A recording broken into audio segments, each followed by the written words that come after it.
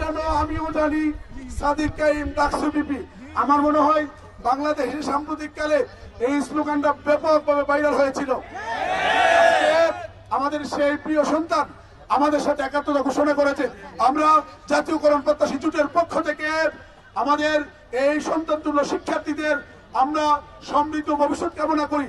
আমরা বিশ্বাস করি তাদের হাত ধরে বাংলাদেশ তার কাঙ্ক্ষিত উন্নতির দিকে এগিয়ে যাবে ইনশাআল্লাহ। সংগ্রামী সহযোগিতাবৃন্দ, আমি আমাদের শেষ করছি। আমরা যখন শিক্ষা মন্ত্রণালয়ে যাই আমরা তাদেরকে জানাতে চাই, আমাদের শিক্ষার্থীদেরকে, আমরা গেলেই আমাদেরকে বিভিন্ন রকমের বয়ান শোনানো হয় যে আপনাদের বাজেট নাই, মাত্র 200 কোটি টাকা বাজেট দেওয়া হয়েছে, আপনাদের বাড়ি ভাড়া লাগে 3600 কোটি টাকা, এই টাকা কোথায় থেকে দিবে, এটা সম্ভব না। অথচ আপনাদের কাছে জানাতে চাই তারা প্রশিক্ষণের নামে লুটপাট করার জন্য 3500 কোটি টাকা বাজেট রেখেছে।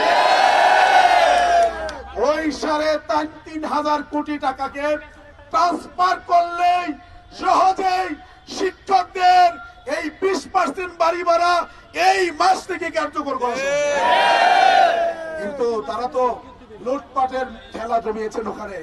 এই টাকা দিলে লুটপাট করে কিভাবে খাবেন?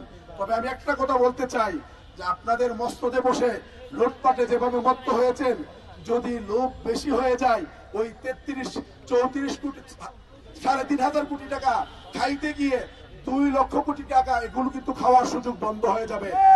আমরা পরিষ্কার ভাবে বলে দিতে চাই প্রয়োজনে বাজেট পরিবর্তন হবে শিক্ষকদের জন্য, প্রয়োজনে সচিবকে বিদায় করতে হবে, প্রয়োজনে আপনার যাবে শিক্ষকরা দাবি থেকে এক চুলও তারা বিচ্যুত হবে।